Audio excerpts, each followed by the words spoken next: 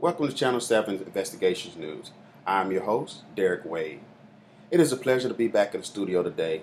Today's topic is, do they really care? We're going to talk about big businesses taking advantage of everyday Americans in their time of needs and during state of emergencies. Reports have come in that government officials are misusing taxpayer dollars. Organizations such as Days Inn, the Hiltons, and other gas stations are increasing their pricing during hurricanes. Now, some of these prices have increased from $5 to $6 for a gallon of gas. Hotels have increased their prices by $100 or more.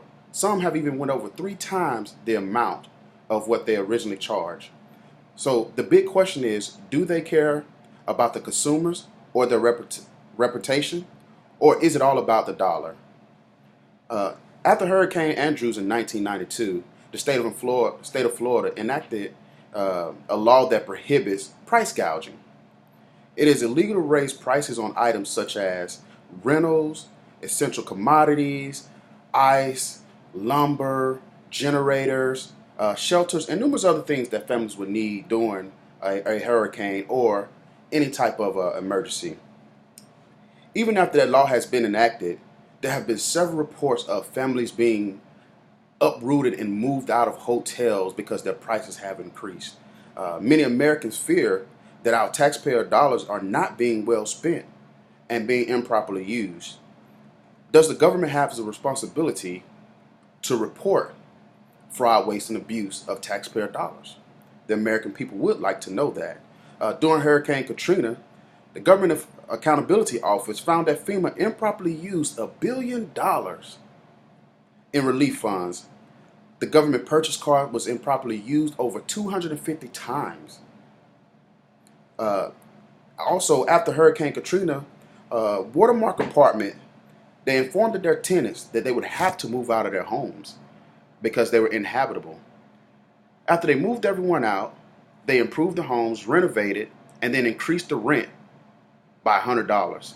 These tenants already had a lease in place, but would have to pay the increased price. So their terms and conditions were now null and void. So this is what we call price gouging, and it continues to happen. Now, the price of gas during that time, during Hurricane Katrina, went up nearly 75% across the whole United States.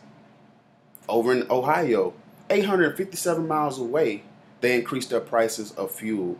California was affected, Florida was affected, so there were several states that was affected.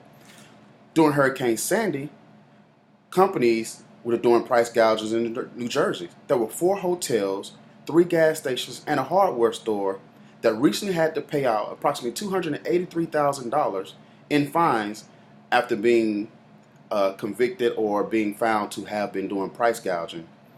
Homewood Suites, a partner of Hilton, had increased their price by up to $100 per night. Exxon, whose policy is performing with the highest ethical standards of business and conduct a competitive strength critical to maintaining a global license to operate.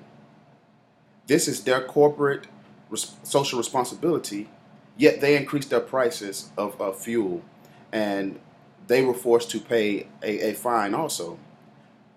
Just in recent days ago, during Hurricane Matthews, Days Inn usually charges $59 per night at a hotel.